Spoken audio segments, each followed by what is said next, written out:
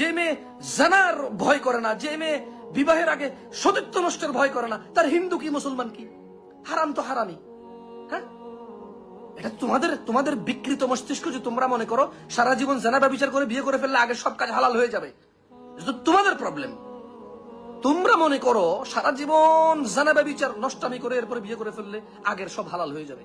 এটা তোমরা মনে করো। ইসলাম কখনো এরকম বলে নাই যে একটা লোক একটা গ্লাসে সারা জীবন মদ খাইছে, এরপরে ওই একই গ্লাসে দুধ ঢেলা খাইছে আর আগের মদ খাওয়া হালাল হয়ে যাবে। আগের মদ খাওয়া গুনাহ থাকবে না, আগের মদ খাওয়া তার গুনাহ হবে না, সেগুলোর জন্য সে ক্ষমা চাইতে হবে না, সেগুলোর জন্য কাফারা হয়ে যাবে, কারণ সে সেম গ্লাসে ঢেলা মদ খাইছে, দুধ খাইছে। এই জন্য দিস ইজ ইয়োর লজিক।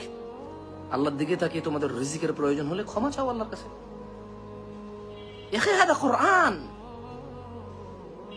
কালামুল্লাহি হক।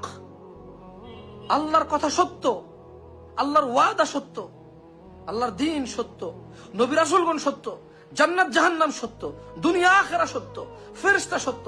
এই যে শয়তান, জিন, শয়তান, এগুলো সব আছে, মানুষকে ধোঁকায় ফেলে।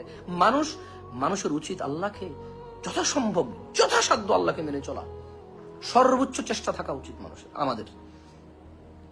তুমি একদিকে অভাব নিয়ে টেনশনে আসো, অন্যদিকে বেকারত্ব নিয়ে টেনশনে আসো, অন্যদিকে বয়স হয়ে যাচ্ছে বিয়ে করতে পারছো না টেনশনে আসো, অন্যদিকে মান সম্মান অর্জন করতে পারছো না টেনশন আসো, অন্যদিকে নিজের স্বাস্থ্য শরীর নিয়ে টেনশনে আসো, অথচ আল্লাহর দ্বীনের গাফিলতা, দুনিয়া ধ্বংসের সমস্ত কাজে লিপ্ত আছো।